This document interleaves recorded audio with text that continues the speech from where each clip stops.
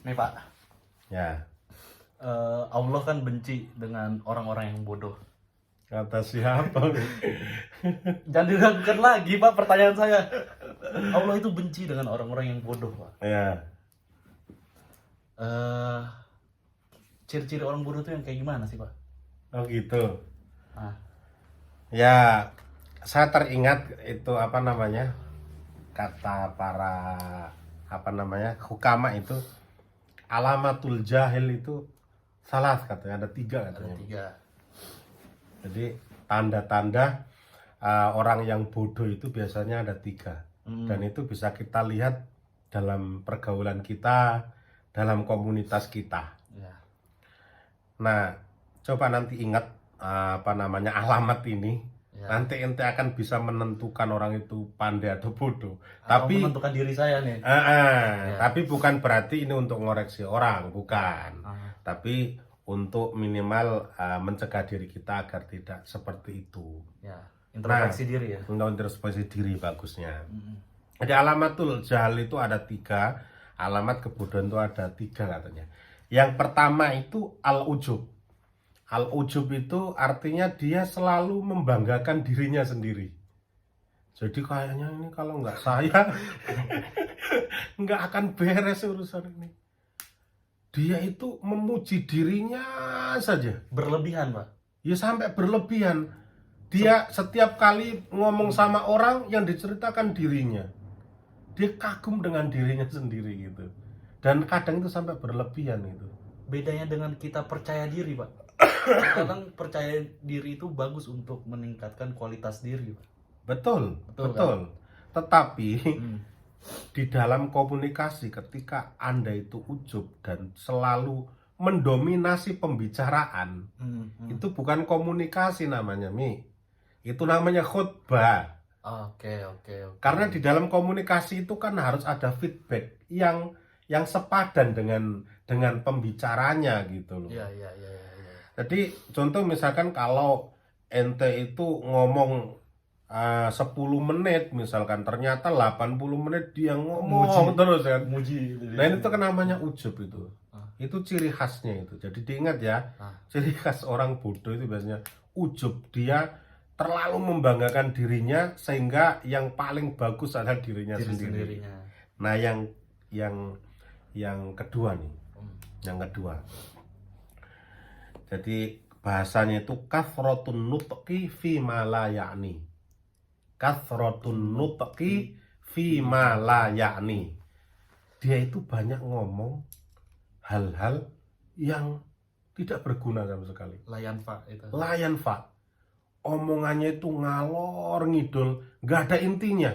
KB tuh semua. Walaupun kelihatannya ilmiah banget itu, tapi terus comot sana, comot sini, nggak ada fokus pada satu maudhu atau pada satu materi. Jadi sehingga orang yang mendengar itu kesusahan, ini intinya ngomongnya apa sih ini gitu. Oke. Ini ngomongin apa sih gitu. Jadi nggak ada tembusannya itu. Makanya saya teringat itu ada kata mutiara begini, al-ukul salasa mustawayat. Apa namanya? Akal manusia itu ada 3 tingkatan. Ya, akal manusia itu ada 3 tingkatan. Yang pertama adalah al-ukul ar-raqiyah, yaitu pikiran atau akal yang cemerlang. Al-ukul ar-raqiyah. Itu cirinya adalah yatahaddath anil afkar. Dia itu selalu berbicara mengenai ide-ide, pemikiran-pemikiran. Kalau ada orang, ente menyaksikan orang, kemudian dia ngomongnya itu pemikiran, keilmuan, maka pastikan orang itu ukulnya raqiyah, cemerlang pikirannya. Terus saya ngeliat di diri saya sendiri gimana tuh Pak? Nanti dulu, saya Siap. lanjutkan dulu. Siap. Al-ukul al-wasatiyah.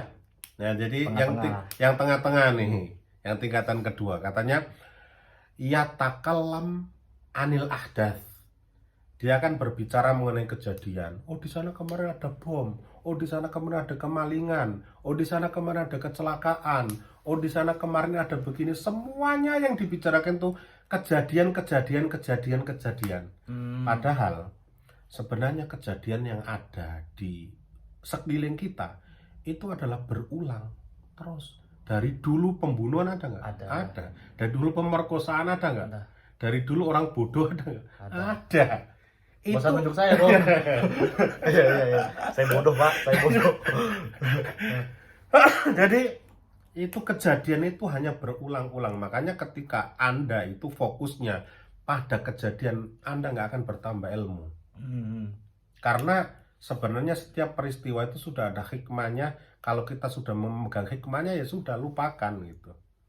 Nah yang terakhir, al-ukul as-saghirah itu yatahaddath anin nas. Dia ngomongin orang aja. Dia ngomongin orang aja. Pokoknya ketemu ini ngomongin yang itu, ngomongin yang itu. Jadi ketemu ente ngomongin yang lain, padahal di belakangnya dia ngomongin ente gitu. Itu pastikan orang seperti itu ukulnya itu saghira itu.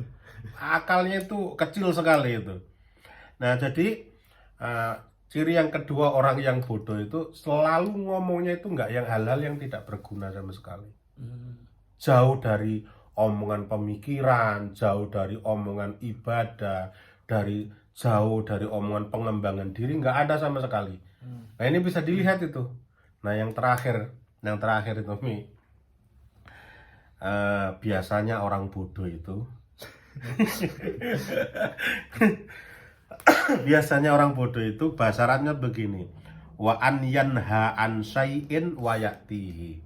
Dia itu ngelarang sesuatu, tapi dia orang pertama kali yang melakukan. Pak, ayo Jumatan cepet Pak ya. Ya ternyata justru malah tidur gitu. Nah misalkan Pak, ayo kita misalkan begini ya, ternyata dia melanggar sendiri begitu. Jadi 3 itu kunci sebenarnya orang itu bodoh atau enggak itu bisa ditentukan dari 3 itu tadi. Yang pertama itu apa? Ujub, dia selalu kagum dengan dirinya sehingga dia berlebihan mementingkan dirinya, menyombongkan dirinya dan lain sebagainya. Padahal dia nggak tahu dia lagi dinilai oleh orang lain. Yang kedua, dia bicaranya itu nggak ada kimanya, nggak ada isinya, fadhi, kullu kalam fadhi ya nih. Jadi nggak ada nilainya sama sekali. Nah yang terakhir itu tadi, suka merintah sesuatu tapi dia justru yang melanggar. Ini Pak, saya mau highlights di poin nomor 2 tuh Pak. Ya. Kan ada level-level tingkatannya tuh Pak. Ya. Untuk kalam fadhi itu kan. Ya. Yang ketiga itu al-aqlu shagir tuh kan tadi Bapak bilang. Ya. Gimana ya? Aduh. Kan Bapak bilang aqlu shagir kan. Ya. Gimana tuh Pak? Maksudnya ngomongin orang, terkadang kita ngomongin orang itu untuk mengambil hikmahnya. Itu dimasuk di level yang mana tuh Pak? Ngomongin orang tapi untuk mengambil hikmahnya. Nah, itulah terkadang kata-kata itu yang menjadi alasan orang itu untuk ghibah. Iya. Padahal tidak selamanya ngomongin orang itu tujuannya untuk ngambil hikmahnya, tapi terkadang memang ingin ngomong gitu. Iya. Karena bolehkah kita itu ghibah atau misalkan ini kan ada aturannya. Ada aturannya. Contoh misalkan bagi seorang atasan ketika mau menilai kita, itu kan harus ditunjukkan itu kejelekannya gitu. Iya.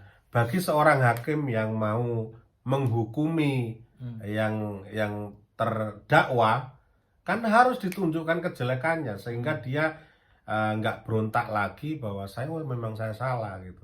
Jadi ada syarat-syaratnya gitu. Tidak semua kita omonginnya dengan tujuan untuk pelajaran ya. Yakin lo untuk pelajaran. Kalau memang untuk pelajaran beneran saya nggak apa-apa. Tapi biasanya yang Anda ajak ngomong juga bukan orang sembarangan gitu. Minimal orang yang lebih ngerti sehingga nanti bisa menunjukkan baiknya begini. Baiknya begini, harusnya nggak begini gitu. Tapi kalau yang ente ajak ngomong bicara tumbulnya tutup, artinya semakin nambah-nambahin ya nggak masuk lah gitu. Berarti ngomongin orang terus untuk mengambil hikmahnya dengan fakta-fakta tersebut itu masuknya ke al-aqlu wasat tuh ya, Pak. Yang khobar itu kan. Yang manusia. Yang manusia itu yang sogir, akal as-sogir. Yang ahdath, yang wasat tadi. Al-uqul al-wasatiyah itu yang yatakallam anil ahdath.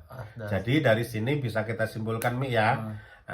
Ciri-ciri orang yang bodoh itu tadi, yang pertama al-ujub, dia merasa bangga dengan dirinya, merasa lebih dari yang lain, kemudian bicaranya selalu tidak berguna, dan yang terakhir adalah suka melarang sesuatu tapi dia justru yang melanggarnya. Alhamdulillah saya orang pintar. Wallahul muwaffiq ila aqwamit thoriq. Wassalamualaikum warahmatullahi wabarakatuh. Enggak deh Pak, saya orang bodoh berarti Pak.